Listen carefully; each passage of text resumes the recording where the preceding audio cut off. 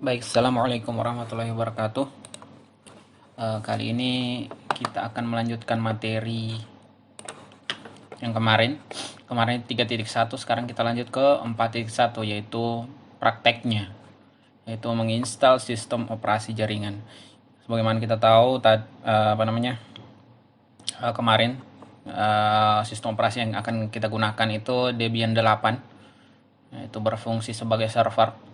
Ini nanti kita akan lanjutkan di sini, mengonfigurasi DHCP server, FTP server, remote server, dan file server. Nanti setelah itu kita akan lanjut ke sini. Nah, makanya kita akan menggunakan Debian 8. Oke, kita lanjut. Nah, tapi sebelum itu install dulu VirtualBox-nya. Jika sudah, maka buka VirtualBox-nya. Klik New. Kalau VirtualBox baru seperti ini tampilannya. Tapi jika yang lama itu toolsnya ini di sini, toolbarnya itu di sini, ya. Jadi tekan saja new, kemudian namanya sembarang,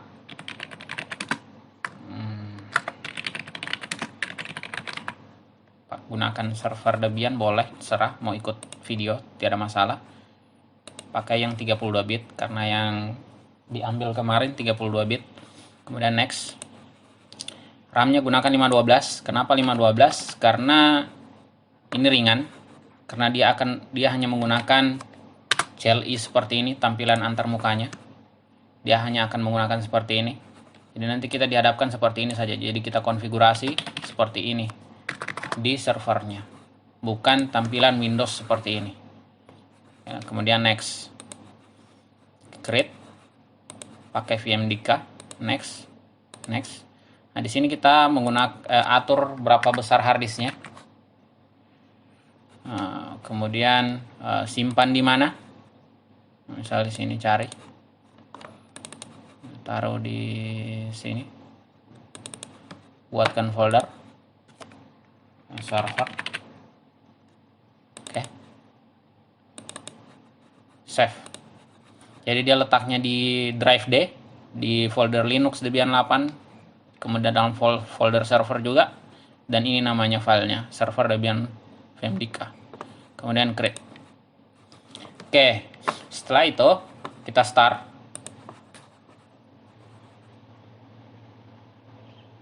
Setelah start, pilih ini untuk mencari DVD yang telah ada disediakan, add. Kemudian masukkan ini DVD satunya, kemudian open, kemudian pilih start. Maka proses instalasi akan berjalan. Di sini kita tidak klik-klik, kita main keyboard. Jadi enter install. Setelah itu enter lagi jika ingin menggunakan bahasa Inggris. Kalau bahasa Indonesia ya silakan gunakan bahasa Indonesia, tapi sebaiknya bahasa Inggris digunakan. English, keyboardnya tidak usah, teritorial tidak usah, langsung saja enter. Matikan dulu ini supaya dia tidak terhubung ke internet. Oke.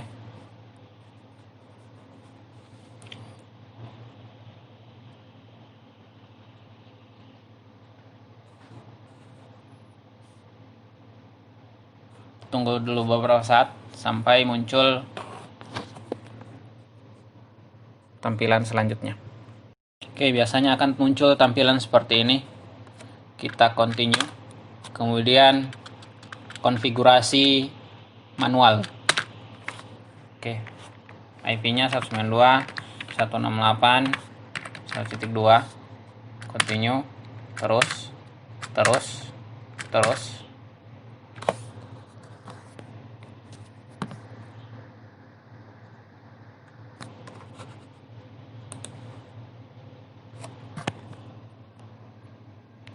Setelah itu, ini hostname-nya pakai nama kalian kalau bisa, supaya dapat diketahui kalau itu kalian yang install atau itu pengerjaan kalian. Jadi nanti kalau ada tugas gampang dikenali kalau itu tugasnya kalian, bukan tugas orang lain. Enter. Domain name-nya kosongkan, root password-nya isi sendiri, Di sini Bapak pakai 1234. Root password itu maksudnya root untuk masuk ke admin, ya, ke mode admin. Jadi kan sebelumnya masih seperti ini dalam mode pengguna. Jadi kalau mau masuk ke tingkat selanjutnya mode admin, ini masukkan passwordnya. Oke, kemudian masukkan kembali. Oke, ini nama penggunanya atau nama komputernya. Kita gunakan ini. Boleh gunakan nama kalian. Nah, ini username untuk login nanti. Login ke servernya. Boleh gunakan sembarang, terserah. Tapi tidak usah dirubah-ubah. Langsung ini saja. Kemudian password untuk login. Seharusnya berbeda dengan password root tadi. Karena mengingat keamanannya.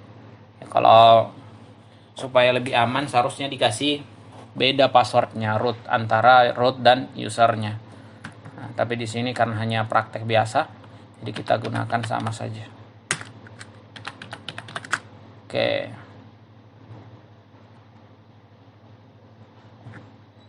Ya, setting up the clock. Tunggu sebentar.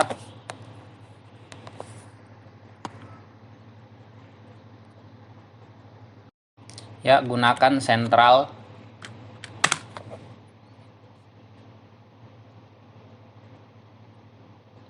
Nah, di sini kita mempartisi harddisk secara manual, membagi ruang-ruang harddisk secara manual. Seperti kita menginstal Windows 7 kemarin, mempartisinya hampir sama seperti itu, cuma di Linux agak beda karena kita menggunakan keyboard, jadi tidak ada istilah klik-klik. Oke. Kalau kita gunakan ini, maka ini pempartisian secara otomatis. Kalau kita gunakan ini, maka kita gunakan manual. Semau kita mau atur seperti apa kapasitasnya. Oke, kita gunakan manual. Gunakan ini. Kemudian yes, create new empty partition. Yes, kemudian ini create new partition. Oke. Nah, di sini kita buat dulu yang namanya partisi swap. Apa itu swap? Swap itu seperti halnya virtual RAM. Jadi jika RAM full, maka fungsi RAM akan digantikan oleh swap. Biasa swap test itu astaga, corona lagi. Biasa swap itu kapasitasnya umum orang gunakan itu 2 GB ke atas. 2 GB ke atas. Jadi di sini kita gunakan 4 GB. Oke, kemudian continue. Pakai logical begini. Gunakan ganti ini tadi. Enter ini ganti menjadi swap area. Kemudian done. Nah, ini sudah jadi logical 4 GB swap. Oke. Kemudian pilih ini lagi, create lagi. Kita gunakan 20 GB untuk sistem atau penempatan sistem operasinya. Kita enter, pilih yang primer, beginning. Ini tidak usah diubah use as-nya karena dia akan berperan sebagai file system. Kemudian mount point-nya, kemudian done. Ini free space, kita create lagi, gunakan semua. Nah, ini ganti menjadi var atau variable data, kemudian selesai. Nah, setelah itu jadi 3 ini swap rootnya atau file sistemnya, kemudian /var-nya sudah jadi. Nah, kemudian finish. Right, thanks to this. Oke, next. Yes. Oke, maka ini tunggu beberapa saat, akan membutuhkan waktu. Tunggu sampai proses selesai. Oke, jika muncul tampilan seperti ini, kita no saja. Scan another CD or DVD, no. Kemudian use network mirror, no. Biarkan lanjut lagi. Oke, jika sudah akan ditampilkan, akan muncul tampilan seperti ini. Terserah mau pilih yes or no. maka kita gunakan ya saja. Nah, di sini kita akan menggunakan server biasa, tidak usah pakai desktop. Maka desktopnya ini kita hilangkan karena akan berbentuk seperti Windows ini nanti, Windows ini. Jadi kita hilangkan saja desktop supaya bentuknya CLI seperti ini. Bentuknya CLI, CMD. Nah, bentuknya seperti ini, maka kita hilangkan desktop environment-nya. Oke, kita hilangkan. Cara menghilangkannya tekan spasi. Oke. Kemudian kita pakai standar system utility saja. Hilangkan print servernya. Gunakan saja standar, kemudian continue. Enter. Ya, tunggu sampai proses selesai. Prosesnya sudah selesai, maka akan muncul tampilan seperti ini. Install group bootloader, yes. Kemudian pilih yang harddisknya. Maka proses instalasi akan segera selesai. Continue. Nah, finish, selesai. Sangat mudah. Nah, ini akan kita pilih yang di atas.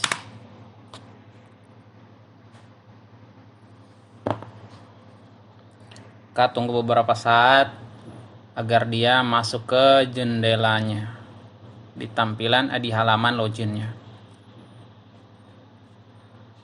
Nah, sudah masuk di servernya. Silakan login dengan username kalian, passwordnya. Jika diketik password maka tidak akan muncul, tetap saja di enter. Nah, ini sudah masuk di servernya. Jadi ini sudah, jadi seperti inilah tampilan servernya. Jadi tidak akan ada bentuk seperti ini, klik. Jadi kita akan main keyboard saja, kita mengetik. Oke. Jadi sekian untuk instalasi sistem operasinya, sudah selesai.